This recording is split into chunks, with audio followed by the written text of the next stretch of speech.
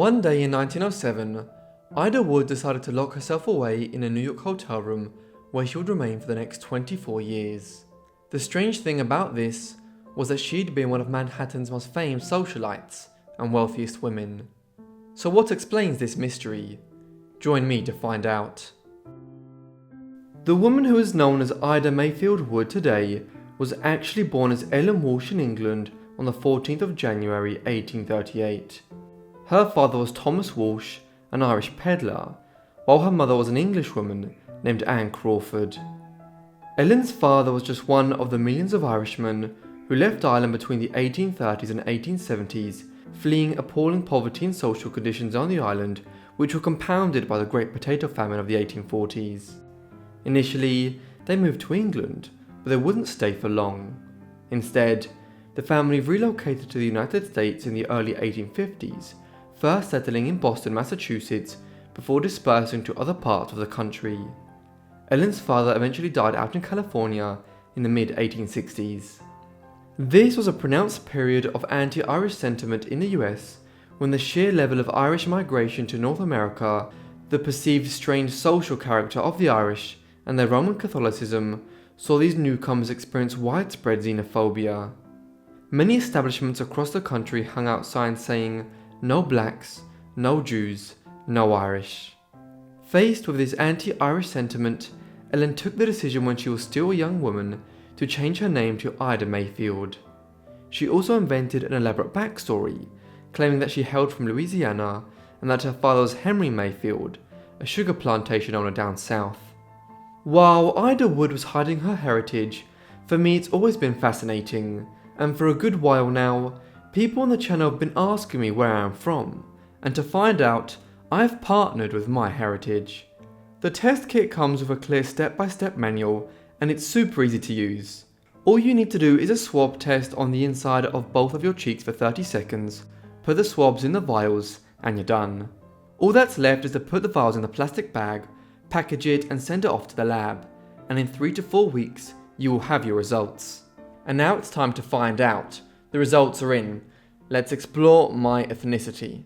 Let's go. Okay, Nicholas, you are 46.1% Irish, Scottish and Welsh. Really interesting actually. I thought I'd have some English considering my family's from there. What's next? Okay, 25.2% Mesoamerican and Andean. Look at all those countries covered there. That is also new to me. I didn't think it'd be such a wide range. Okay, next 7.8% Middle Eastern. Okay, that I had no idea. I really didn't think I'd be any Middle Eastern. 6.7% Iberian.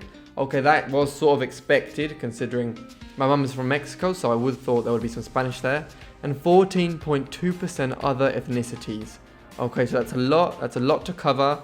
Let's see my full ethnicity estimate. Okay. So apart from the ethnicities already covered, look, we've got 2.3% Native American, very interesting. We've got 1% Indigenous Amazonian, 5.9% Italian, that's interesting, 2.4% Finnish, and 2.6% North and West European. Okay, there's a lot going on here. I did not expect there to be so many countries. I did think I would have a bit of variety, but this is a lot more than I could have ever imagined. My Heritage is actually running a promotion right now, so make sure to check it out in the links below in the description and use my coupon code FORGOTTENLIVES for free shipping. Thanks again to My Heritage, be sure to check it out, and now back to the video. Not long after she arrived to New York, Ida became interested in Benjamin Wood, the editor of the New York Daily News, a New York-based newspaper which had been founded by Gideon Tucker, a lawyer and politician in 1855. Tucker had subsequently sold the paper to Fernando Wood, a wealthy real estate businessman and merchant who served as mayor of New York in 1855 and then in 1857, buying the New York Daily News during his second term in that office. During this time, he quickly installed his brother Benjamin as the editor of the publication.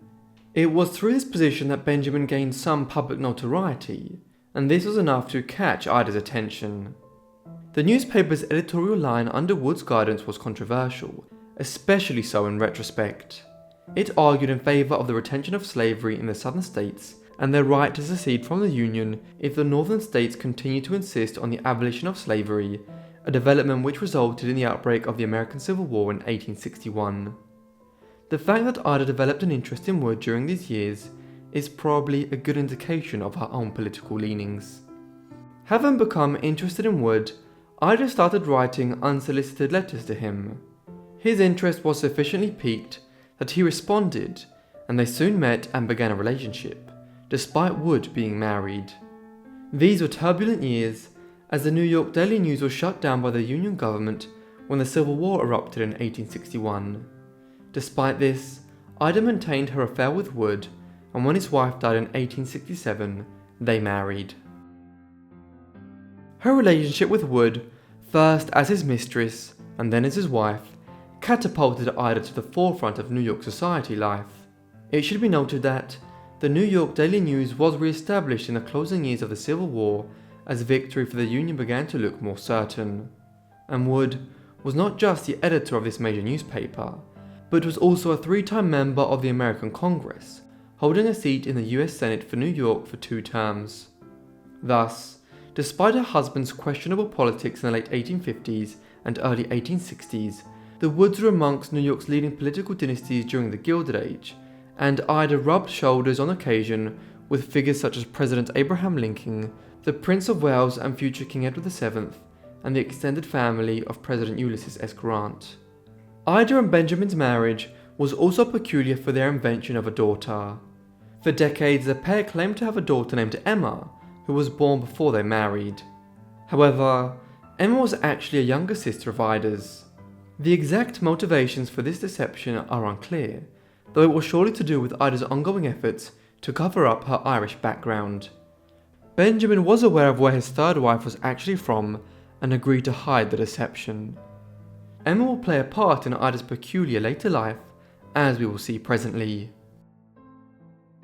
As he grew older, Benjamin Wood became a hardcore gambler, often wagering large sums of money on cards, dice and other games of chance in New York. He is once even believed to have bet the New York Daily News on a hand of cards.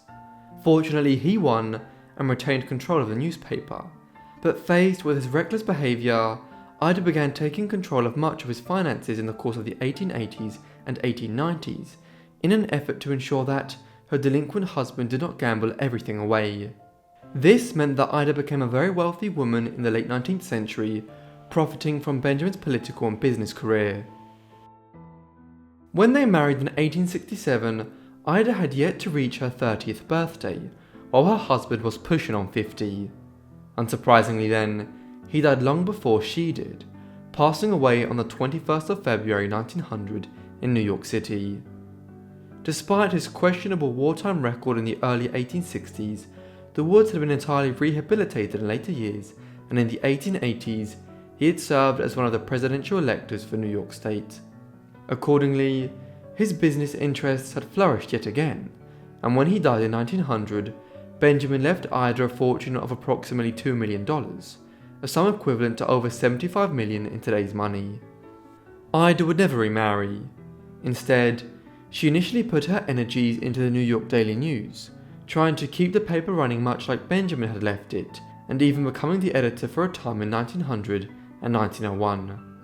However, in a world in which it was still enormously difficult for women to acquire the respect of their male peers in business, Ida soon tired of the challenge, and in 1901, she sold the Daily News for over $250,000, further growing her private wealth. Not much is known about Ida Wood's life in the years between 1901 and 1907. She lived a quiet life. That is until one very strange month in 1907 that led to her hiding for years. One day, Ida started withdrawing large sums of money from her bank accounts and other assets in New York. In total, she withdrew about $1 million, which at the time amounted to about 40% of her wealth. Then, she and her sister Mary and her alleged daughter Emma rented a 2-room suite at the Herald Square Hotel. You would probably think nothing of this, but for whatever reason, the women decided to remain in the rooms 551 and 552 for a quarter of a century. Not a lot is known about the years that Ida and her 2 sisters spent in the suites 551 and 552 at the Herald Square Hotel. While it was one of New York's more upmarket hotels, it was nevertheless a small space for 3 women to live out their later lives. In addition, they did not allow cleaning staff to enter the room. Instead, they only interacted with the maids at the door so they could receive deliveries, have trash and other items taken away, or sheets replaced. Other than this, staff and the hotel managers were happy to leave the neurotic wealthy customers to their own devices, and they remained there, hidden from society for decades. As the years went by, the women were completely forgotten about, but as their lives passed and came to an end, their odd tale would resurface. Emma died in 1928 at 71 years of age in a New York hospital. Prior to her passing, the sisters were still somewhat lucid, despite the years in isolation, and realised that she needed medical attention. During this time, she was revealed to have been born in 1857, about the same time that the 19-year-old Ida was beginning to take an interest in Benjamin Wood. 3 years later, in May 1931, Ida's other sister Mary also became ill. Yet, when the 93-year-old Ida eventually called for medical help from the hotel staff, it was too late. By the time doctors arrived, they found Mary dead on a couch in the suite. When they entered the suite, they found dreadful scenes, as Ida, despite her riches, had been living in a mess of hoarding and squalor for years. In the weeks that followed, the authorities attempted to uncover what had happened to one of New York's richest heiresses of the 20th century, who had seemingly disappeared in 1907, and then been found 24 years later, living as a recluse in a New York hotel room. By this time, Ida was not lucid enough to explain why she, Mary and Emma, had taken the decision that they did in 1907, and she was declared psychologically incompetent a few months later. As best as anyone could determine, Ida's decision had been made in the midst of the banking crisis of 1907, known to posterity as the Panic of 1907, during which Ida decided her money was no longer safe in the banks, and had withdrawn as much as she could. Why she and Emma and Mary had then elected to lock themselves up in a hotel room which they hardly ever left again remains something of a mystery. But one needs to consider that Ida had been running away from society and its judgment in a metaphorical sense all her life, changing her identity and her name along the way. In 1907, she simply decided to run away in person as well. In the months that followed Mary's death, Ida was moved downstairs to another suite, despite her objections. By now her old room was rotting and decaying, and it was gutted and renovated. Staff soon discovered long-forgotten trunks of her possessions and money, which had been locked away in 1907.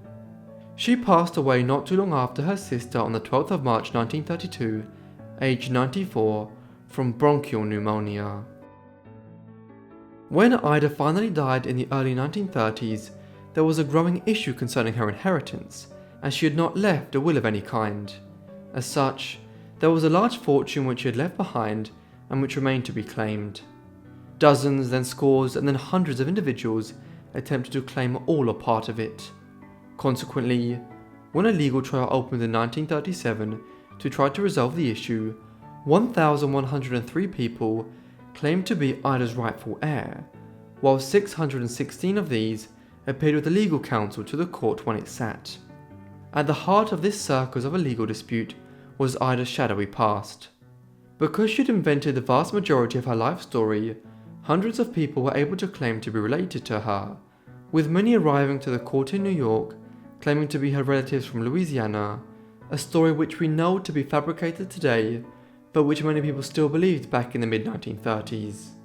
Others showed up from Ireland, others from England, and more still from Massachusetts, where the family had settled after first arriving in the US. There were even petitioners from out west in California who claimed to be family relatives. Eventually, the judge and his staff in New York managed to whittle the number of petitioners down to 22 applicants, who seemed to have clear evidence of being related to Ida in some way. Eventually, in March 1939, 2 years after the case began, and 7 years after Ida's death, a ruling was finalised which divided her fortune between 10 individuals, all of who were first cousins of Ida and grandchildren of her aunts and uncles. Thus, despite her best efforts to muddy the waters through her invented personal history, Ida's fortune appears to have descended to rightful heirs in the end, owing to the intricate investigative work of the New York judiciary. Thank you everyone for watching this video on Ida Wood. I hope you found it interesting. Let me know what you thought of her life down below in the comments, and if you have any other suggestions, also be sure to leave them in the comments. I hope you guys have notifications turned on to get all my videos as soon as I upload them. Also, I'd be really interested if you commented below what you thought of my heritage results. Anyway, that's all from me, so I'll see all of you in the next Forgotten Life. Thanks.